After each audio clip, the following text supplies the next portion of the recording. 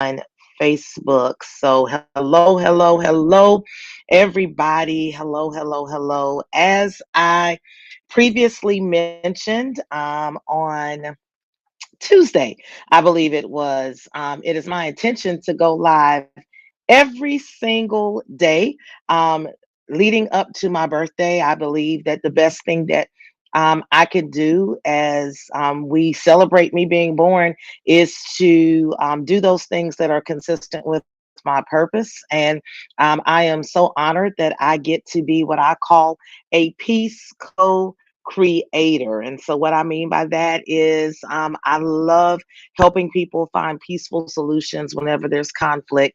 And I do that in every environment that I'm in. And so, I just wanted to share a little bit of it with you all leading up to my birthday. I actually had another topic planned for today. I'm sorry I wasn't on yesterday. I had to update some vaccine shots, and I was feeling horribly on yesterday evening, but I'm back today. And thank you all for your patience, and thank you all for being here. So, I had another topic planned for today, as I mentioned, but I really was paying attention to some things going on, of course, and felt that today we should talk about change and conflict. Of course, we are praying for those in Florida. I am here in South Carolina, and a lot of my family lives in the coastal areas of the state. Our area is probably going to be impacted as well. And so, of course, we are praying for all of those who have been affected or will be affected by the storm Ian. And so, of course, as I was thinking logistically, as a family member, as a mom, as a leader, regarding preparing for the impact of that storm, I began to think about crisis. And then I also had a situation where, with one of the groups that I lead, they had a very busy day of court today, and thought they were going to have six attorneys. And because of sickness, when they got to the office this morning, 50% of their workforce was out sick. And I watched that particular leader navigate that crisis with such excellence, and ultimately to make sure that things ran very smoothly. And I was extremely proud. And so that made me think about conflict and crisis, right? Because had she responded differently, or had she handled things differently than she did, it could have been a bad result, right? As we look at those who are managing the crisis related to Hurricane Ian, those teams are either performing at a high level and coalescing, or else they're falling apart. And so my hope is that they're coming together well. Um, I always say that change and conflict are inextricably intertwined, right? So you can't have one without the other. Anytime there is change, there is going to be conflict. And so we have to be so careful to navigate conflict correctly in times of change. And so when you look at a crisis is just a necessary, sudden, intense, and difficult change, right? And so a lot of times when I'm working with my clients and we're talking about conflict, we're kind of walking through how to have change occur in a way that causes minimal unhealthy conflict and allows people to develop more trust in the organization. In a time of crisis, the change has to occur so suddenly that you really don't have time to take all those steps to make sure that change is happening in the manner that you would like. And so I was very intrigued because one of the definitions of change, or crisis rather, one of the definitions of crisis was a turning point. And it basically indicated that it is a turning point where you have two options. You can either go into recovery or catastrophe. And that is a high pressure environment, right? So crisis is in and of itself a high pressure environment. Emotions run high. People have fears that are associated with crisis. But in addition to that, the fears that they've always had become more highlighted in times of crisis. And so I just wanted to give you six very quick things that you can do in order to lead through crisis in an effective way and to minimize conflict happening either during the crisis or following the crisis. Because a lot of times people don't really have the bandwidth to be mad at each other, or they may be mad, but they don't have the bandwidth to address it during the crisis. But trust, immediately following the crisis, those follow up conversations can be very intense. So let's talk a little bit about what you can do as a leader. First of all, and listen, for those of you all, my system again is not letting me see the chat, so I apologize. But again, like last time, leave your comments. And I will definitely respond to each and every one of them and give you the benefit of my feedback as it relates to that. So, let's talk 6 steps of how you can minimize unhealthy conflict in times of crisis. Number one, you have to build your, let me just give you a warning. The first two keys actually happen before the crisis. You have to build a healthy conflict culture when you are not in a time of crisis. You have to have the elements in place for your team to operate at a high level of cohesion before a crisis hits, because a crisis will only magnify all the disorganization and all the disunity that pre-existed in your team or in your organization. So don't wait for a crisis to try to get it together. Have it together so that when it is a time of crisis, you all can really shine. The second thing is, don't create artificial crises, right? As leaders, our poor planning, our poor organization, our procrastination can actually create a crisis that is not a true crisis. It's an artificial crisis. And so your team will resent that. There are things that, there are enough crises that occur that we cannot avoid, that we cannot overcome without us creating crises because of what we don't do in a timely fashion. And so it's really important that you not create artificial crises. But when a crisis happens, the first thing that you need to do on that day, in that moment, is you need to do a quick self check. As I mentioned, um, crises amplify the fears and the insecurities that we already have. Anything that you have associated with change is magnified in crisis. So if you have a fear of change, if you have a fear, if you're insecure, again, these are things you should be working on all along.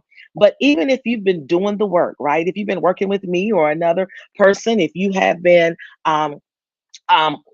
really developing your toolkit as a leader, you are still going to have those things try to pop up whenever there is crisis. All of those old fears, those old insecurities, they're going to try to pop back up. And so you've got to do a quick self check, and you've got to tell the contrary voice inside of your head to be quiet, that you are capable, that you are able. You need to take a deep breath and go ahead, and I can do a whole portion on why you want to take a deep breath. But do some quick deep breaths.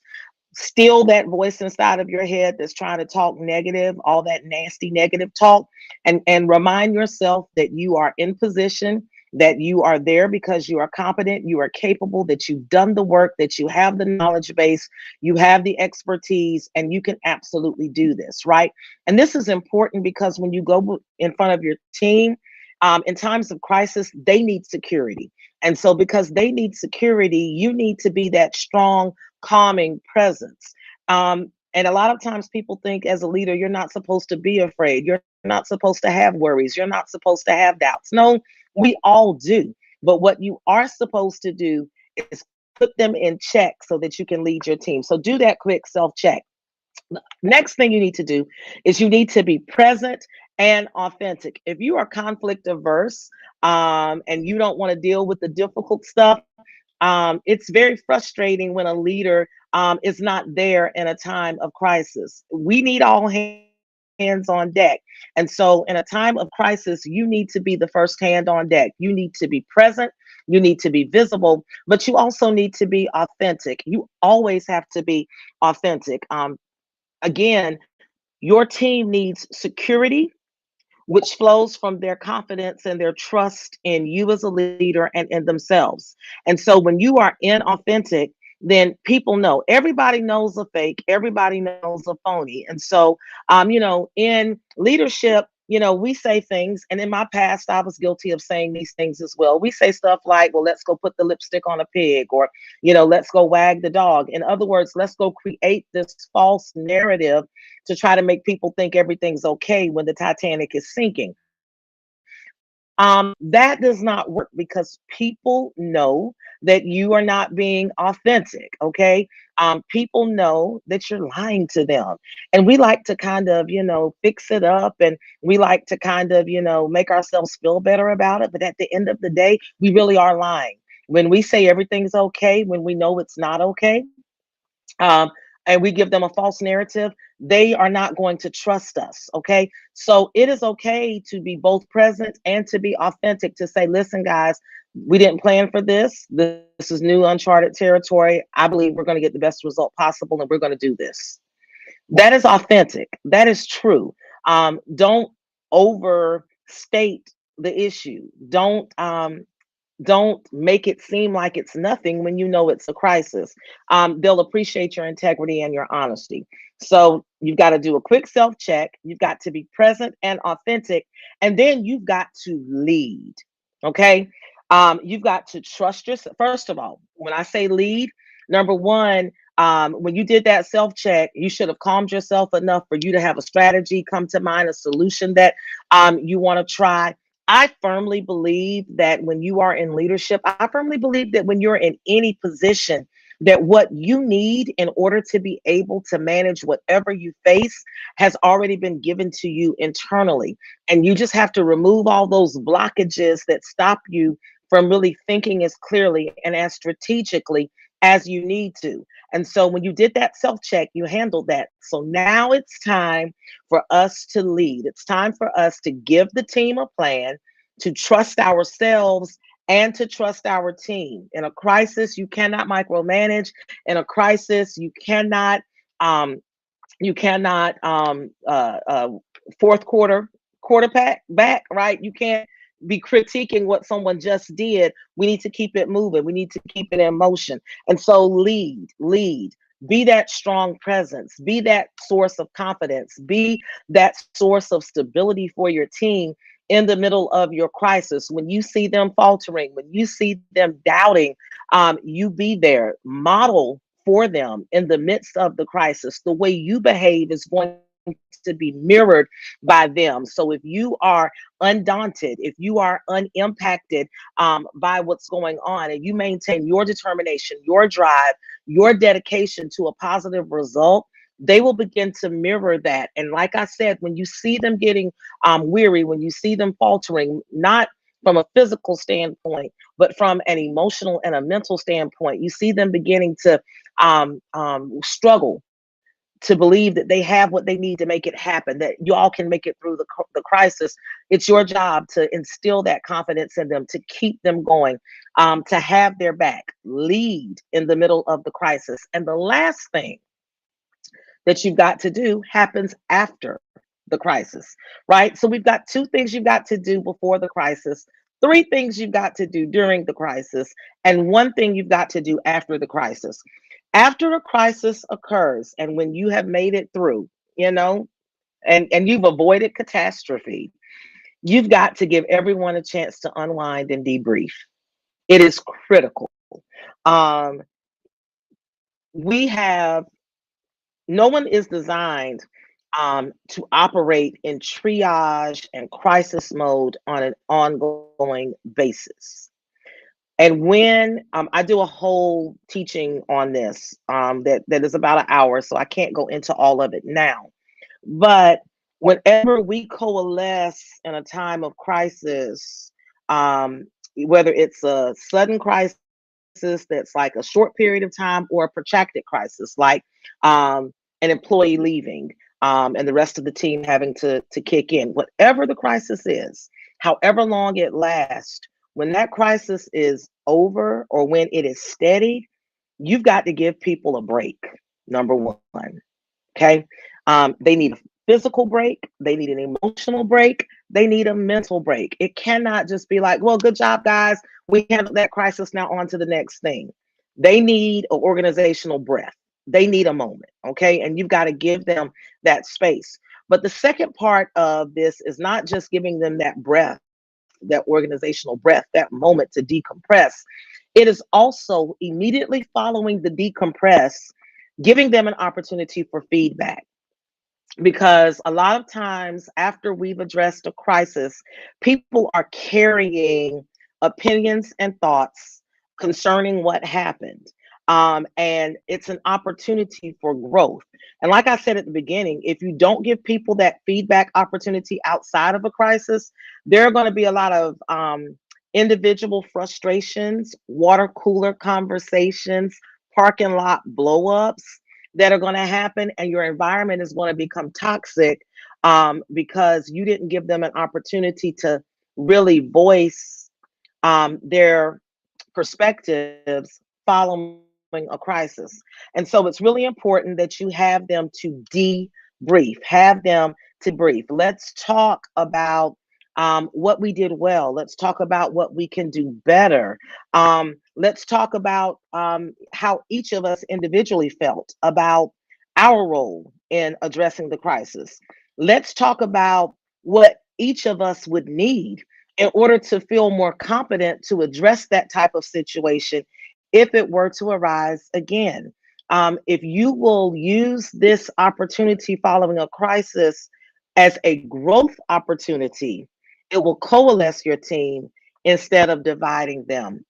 Listen, um, I love helping people become conflict confident, because I'm telling you, you cannot have a maximized collaborative space if you don't know how to engage conflict effectively. If you mess it up, you're going to have a toxic team. But if you get it right, you're going to have a high performing team where people are engaged and happy. And so that's what I do. I'm going to be giving you tidbits of it all month long until my birthday on October 26th. I've been saying it's going to be the 27th anniversary of my 21st birthday.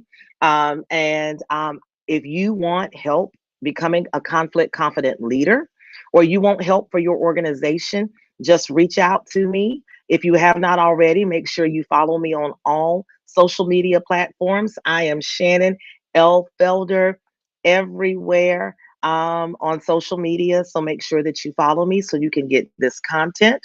Also, um, make sure that if there is something that you want to ask, if there's a conflict that you're dealing with and you want to ask me for some guidance on how you can properly handle the conflict, you can inbox me, or you can, if you feel comfortable with your name being attached to the question, you can put it in the comments on any of the platforms, and I will incorporate it into these talks as I just share with you all from my vault, the treasure of who I am as it relates to being conflict confident. You guys have an absolutely amazing evening. Praying for all of those affected by Hurricane Ian, those who will be affected, and trusting that all will be well. And we will talk again on tomorrow. If you see me using my cell phone, or if I don't come live, it'll be because I'm trying to conserve power if we have any power outage. But I'm just going to believe that we're not even going to have power outages, and that, everything is going to be well. But you all have a great evening, and we will talk again on tomorrow.